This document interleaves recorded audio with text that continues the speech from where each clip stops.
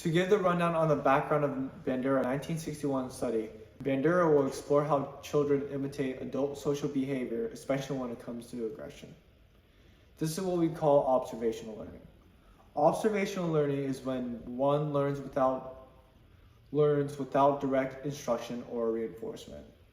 An example of this is when a child watches an adult and then copies what they do. We know from previous research that children are influenced by the behaviors of adults around them, especially when it comes to things like aggression. Previous studies have shown that children will often repeat the behavior of an adult, but only when they're in the same situation and when the adult is there. This suggests that children might identify with adult models, but doesn't really tell us whether they'll keep repeating the behavior once the situation changes or when the adult is no longer around. That's where this study comes in. It looks at whether the children will continue to imitate aggressive behavior even if the adult isn't present and even if the situation changes. This study also examines how gender plays into all of this. Children are very sensitive to gender-specific behaviors from a young age, and they often see their parents prefer gender-stereotyped behaviors. Aggression, for instance, is typically associated with masculinity. So this study goes a step further to investigate how gender might affect a child's tendency to imitate aggression. It looks at whether boys are more likely to imitate aggression than girls, and whether they're more likely to imitate aggressive behavior when it's modeled by a male adult rather than a female. The idea is that children are not only learning from behaviors by observing adults, but they're also learning those behaviors through the lens of gender norms. To quickly recap, this study helps us understand how children learn and imitate behaviors, especially aggressive ones, and the role that gender plays. The psychology being investigated in the Bandura 1961 study is the social learning theory. The social learning theory explains how people learn by observing others and imitating their behavior. This process occurs in 4 stages. The first stage is attention. A person must first notice and pay attention to the behavior of a role model. This role model could be pretty much anyone as long as they have a trait that attracts the observer. Factors like reliability, friendliness, or similarity, such as being the same gender, can make the role model more likely to capture attention. The second stage is retention. Once the behavior is observed, it must be stored in a long-term memory so it can be recalled later. Without retention, imitation is not possible. The third stage is reproduction. The observer would need to feel capable of replicating the behavior, and if not, they will not replicate the behavior and continue observing. But if they did feel capable, they may replicate the behavior. The final stage is motivation. This can be influenced by vicarious reinforcements and vicarious punishment. An example of vicarious punishment would be if the role model was rewarded for performing observed behavior. This will increase the chance of the observer to imitate the behavior. An example of vicarious punishment would be if the role model was punished for performing observed behavior. This would decrease the chance of the observer to imitate the behavior. Social learning theory can also be called learning by proxy, which is just learning indirectly through others. Another psychology being investigated in the Bandura 1961 study is aggression. Aggression is defined as any behavioral act that has the intention to harm another living organism. Some example of aggression can be physical aggression, like hitting or kicking, or verbal aggressions, like insults or yelling. The psychology being investigated in Bandura 1961 study is the social learning theory and aggression. To simply put the social learning theory, learning through observation and imitation. Aims of the Bandura 1961 study. The overall aim is to simply investigate observational learning of aggression, which are divided into two specific aims. These are to investigate whether children would reproduce aggressive behavior when a model is no longer present, or to look for gender differences in learning aggression. There were a total of 76 participants in the study, which were all selected from the nursery school of Stanford University. Out of the 76 total participants, 36 were male and 36 were female. The age of the participants ranged from 37 months to 69 months, with a mean age of 52 months. The study also used independent measures design and matched groups design, and a laboratory experiment testing the effects of 3 independent variables. Number 1, the behavior of the model being either aggressive or non-aggressive. Number 2, the sex of the model. And number 3, the sex of the children. In the study, there were 1 control and 8 different conditions. The match groups design being part of these 8 conditions as all of the children were matched by their levels of aggression to avoid confounding variables. The aggression level was made by the teacher and the researcher independently rating 51 of the children to make sure their inter-rater reliability was consistent. They rated the children on a scale of 0 to 5 for their attributes on different aggressions, physical or verbal aggression.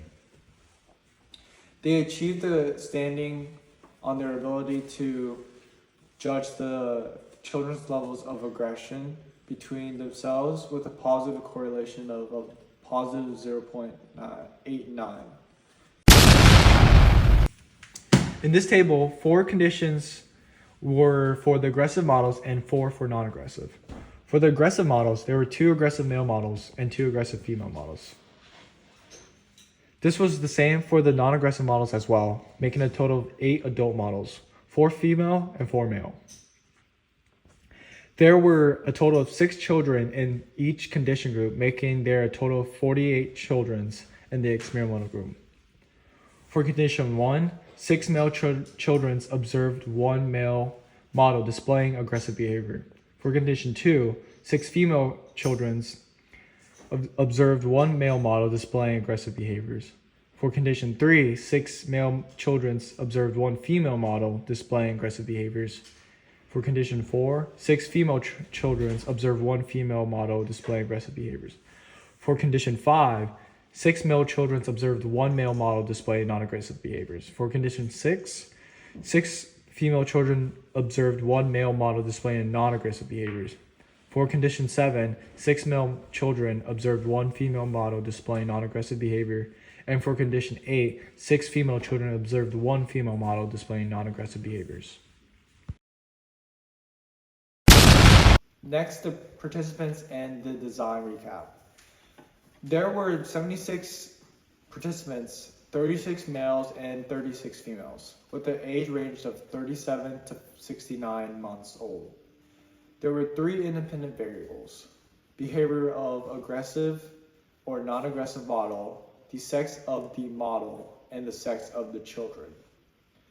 Children's aggression levels were rated by 2 people, the researcher and the nursery teacher. Now to overview the procedure of the 1961 Bandura study. And to overview the participants and conditions first, we will talk about the participants. A total of 72 children participated with a total number of 36 boys and 36 girls. And for the conditions, the aggressive model shown to 12 boys and 12 girls within the group. Half of the boys and half of the girls observed an aggressive model of the same sex, while the others saw a model of the opposite sex acting aggressively. The non-aggressive model, also shown to 12 boys and 12 girls. Here, the children were divided in the same way regarding the model's sex. Control group consisted of 12 boys and 12 girls who did not observe any model at all. Role models and researcher. One male and one female served as the role models, and a single female researcher conducted all sessions. Stages. Stage 1. Modeling the behavior. Initial setup. Each child was individually brought to an experimental room. Before entering, the child briefly met the model who was waiting in the hallway. The researcher then invited the model into the room for a 10-minute game session. Child's activity. After the initial interaction, the child was then guided to a corner of the room set up as a play area. Here, the researcher demonstrated how to create a picture using potato prints, geometric shapes, and stickers, objects like animals and flowers, which were selected because previous studies indicated that children found them engaging. Model's activity. The model was taken to an opposite corner of the room, which was arranged with a small chair, a table, a toy set, a mallet, and a large 5-foot inflatable Bobo doll. The researcher explained that these items were for the model to play with. Behavioral conditions during modeling. In the non-aggressive condition, the model quietly assembled some of the toys and deliberately ignored the Bobo doll. In the aggressive condition, the model initially began by assembling the toys. After about 1 minute, the model shifted to aggressive behavior toward the Bobo doll to ensure that specific aggressive behaviors could be imitated. The model demonstrated a range of actions. First being physical aggression. The model punched the doll, an action that might occur naturally in some play, then lifted the doll, used a mallet to hit it on the head, tossed it into the air, and kicked it around the room. This sequence was repeated approximately 3 times. Verbal aggression. The model shouted aggressive phrases like sock him in the nose, hit him down, throw him in the air, kick him, and pow. Additionally, the model made 2 non-aggressive remarks. He keeps coming back for more, and he sure is a tough fella. After the 10-minute session, the researcher returned, instructed the child to go to a different games room, and then bid farewell to the model. Stage 2, aggression arousal. Game room's introduction. Next, the child entered a games room that featured a variety of attractive toys, including a fire engine, a locomotive, a spinning top, a doll set, and a fighter plane. Initially, the child was told these toys were available for play. After about 2 minutes of play, the researcher interrupted by explaining that these toys were, in fact, her very best toys. She mentioned that she did not allow just any child to play with them, and that she intended to keep these toys for other children. The child was informed that that they could play with these toys in a different room. Researcher's role. Both the child and researcher moved into another experimental room. Although the researcher stayed in this room, partially to ensure the child wasn't alone, she did not interact with the child, instead occupying herself with paperwork in a corner. Stage 3, testing for delayed imitation. Experimental room setup. The room was arranged with a variety of toys to assess both imitative and non-imitative aggression. Aggressive toys. These included a 3-foot Bobo doll, a mallet, a pegboard, 2 dart guns, and a tetherball with a face hung from the ceiling. Non-aggressive toys. Items included a tea set, crayons, coloring paper, a ball, dolls, toy bears, cars, trucks, and plastic farmyard animals. All toys were placed in a consistent location for every child. Observation period. Each child spent approximately 20 minutes in this room. Their behavior was meticulously recorded using a predetermined checklist that categorized different types of behaviors. Observers positioned behind a one-way mirror divided the session into 5-second intervals using an electronic timer. In total, 240 behaviors per child were documented. Behavior rating and reliability. The male model, who previously served as a role model, rated the behaviors for all 72 children, remaining blind to which condition the child belonged to, except for those he had modeled for. To ensure accuracy, half of the children were independently scored by a second researcher. The correlation between the two observers' ratings was very high, greater than the correlation being 0.90, demonstrating excellent inter-observer reliability. This is the behavioral checklist. It is divided within 8 different categories. Number 1, imitative physical aggression. The child hitting the Bobo doll with a mallet, sitting on the doll, punching the doll in the nose, kicking the doll, or tossing the doll in the air. Number 2, imitative verbal aggression. Repeats any of the phrases: sock him, hit him down, kick him, throw him in the air, and pow. Number 3, imitative non-aggressive verbal responses. Repeats the phrases, he keeps coming back for more, or he sure is a tough fella. Number 4, the mallet aggression. Hits an object rather than the Bobo doll with the mallet. Number 5, sits on the Bobo doll. Lays on the Bobo doll on its side and sits on it, but it does not show aggression towards it. Number 6, punches the Bobo doll. Strikes, slaps, or pushes the Bobo doll aggressively. Number 7, imitative physical and verbal aggression.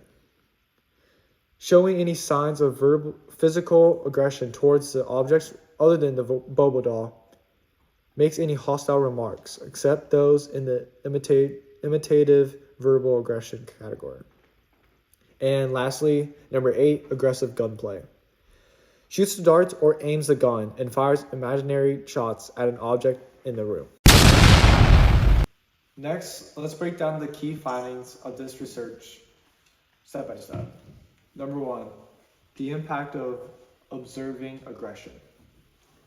Qualitative was collected and reviewed clear differences in aggressive behavior among the groups. Children who witnessed an aggressive model displayed significantly higher levels of imitative aggression, both physically and verbally, compared to the other two groups. This pattern was also present, though to a lesser extent, in a partial limitation where children copied only some of the aspects of the aggression. And in non-imitative aggression, aggressive behaviors weren't that directly copied from the model. And number 2, on the other hand, children in the non-aggressive model condition engaged in much more non-aggressive play, reinforcing the idea that observed behavior influences their actions. Table 10.3 are the results showing the average aggressive scores for all of the conditions across all categories of behavior. These results show that there were more aggressive behaviors with an aggressive model throughout most of the observation categories. However, in the imitative verbal aggression, the female subject showed more verbal aggression than the male subjects. Table 10.4 goes along with the previous table, stating whether there was a difference between each model, comparing aggressive model to non-aggressive models, the aggressive model to control models, and non-aggressive model to control group model. This table also shows that the children in the aggressive experimental group had significantly more aggressive behaviors. Table 10.4 provides a detailed comparison of how different groups behaved based solely on the type of model they observed. It highlights participants who observed an aggressive model showed significantly more aggressive behaviors in 6 out of 8 response categories, compared to those who observed non-aggressive model. When compared to the control group, the aggressive model group still exhibited significantly more aggression in the 3 response categories. Interestingly, the control group only displayed more aggression than the non-aggressive model group in one specific category, mallet aggression. This effect was mainly driven by girls in the control group, who engaged in more of this behavior. The researchers noticed several patterns. Number 1, imitation of non-aggressive responses. Around 1/3 of the children in the aggressive model groups repeated the model's non-aggressive verbal responses. However, no child in the non-aggressive or control groups did this. Number 2, gender differences in aggression. Boys engaged in significantly more imitative physical aggression than girls in the aggressive conditions. However, there was no difference in verbal aggression between boys and the girls. Boys who observed a male aggressive model showed significantly more physical and verbal imitative aggression, non-imitative aggression, and gunplay than girls who observed a male aggressive model. Girls observed a female aggressive model showed slightly more imitative verbal aggression and non-imitative aggression than the boys in the same condition, but these results were not statistically significant. Number 4, compared to the non-aggressive model and the control group. While there were no major significant differences between the non-aggressive model patterns and the control group, except for the malaggression, there were some important patterns hidden within the data. Children who observed the non-aggressive male model, regardless if they were boys or girls, they displayed less imitative physical and verbal aggression, malaggression, non-imitative physical and verbal aggression, bobo doll punching. Children in the non-aggressive model condition spent significantly more time engaging in non-aggressive play with dolls than the other 2 groups. These children also spent more than twice as much time sitting quietly, not playing with any toys compared to the children who observed an aggressive model. Results recap. Children who observed an aggressive model displayed significantly more aggression themselves. There was very little difference in aggression levels between the control group and the non-aggressive model group. Boys were much more likely to imitate aggressive male models than girls were. Boys were significantly more physically aggressive than girls, whereas girls were slightly more verbally aggressive. Conclusion.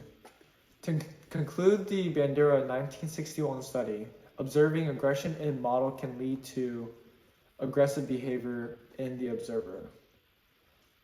Children tend to imitate gender-specific behaviors, with boys more likely to imitate physical aggression and girls more likely to imitate verbal aggression.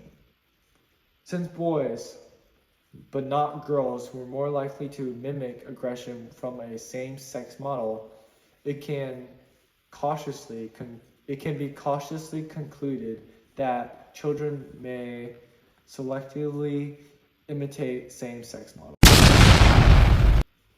To quickly summarize the study, the research method is a laboratory experiment with controlled observation being another technique used. The sampling technique is opportunity sampling, with the sample consisting of 72 participants with 36 males and 36 females selected from the nursery school of Stanford University. It has a matched pairs design, in this case it's matched groups, and an independent measures design. The independent variables are the behavior of the model, being aggressive or non-aggressive, the sex of the model, and the sex of the children. The dependent variable is the amount of behavior observed in the 8 categories. There was quantitative data and qualitative data, the quantitative data being the amount of behavior and the qualitative being any comments from the children. To evaluate the study, strengths. The study followed a standardized procedure such as the same time for observing the model and consistent toilet availability for each child, making it easy for other researchers to replicate and test its reliability. With high control over factors like observation time and priming before the study, the researchers could confidently conclude that the model's actions influenced the children's behavior. Weaknesses. The setup was artificial, especially during the first stage where the child was in an unfamiliar environment, which could reduce its ecological validity of the findings.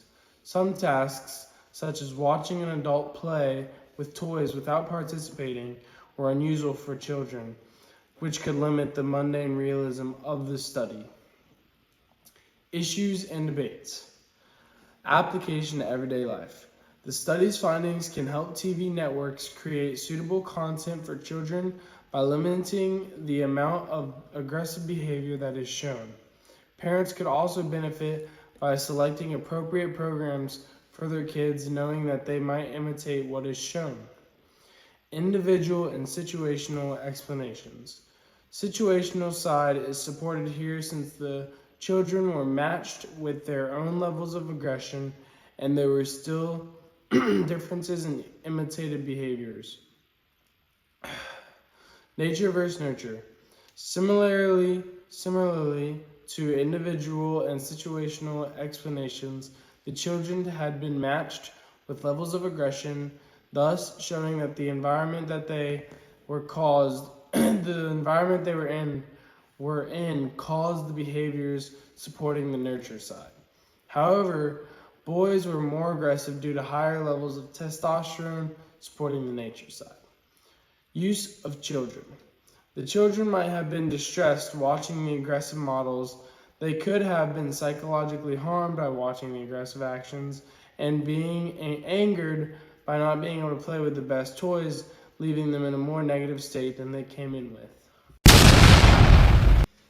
Another ethical consideration is the lack of debriefing. After the experiment, the children should have been informed the real purpose of the study and reassured that their behavior wasn't being judged. It also never talked about informed consent, so we don't know whether there was informed consent or not. Overall, while the study provided valuable insights into observational learning, Its ethically implications highlighted the importance of safeguarding of the well-being children participants in the study.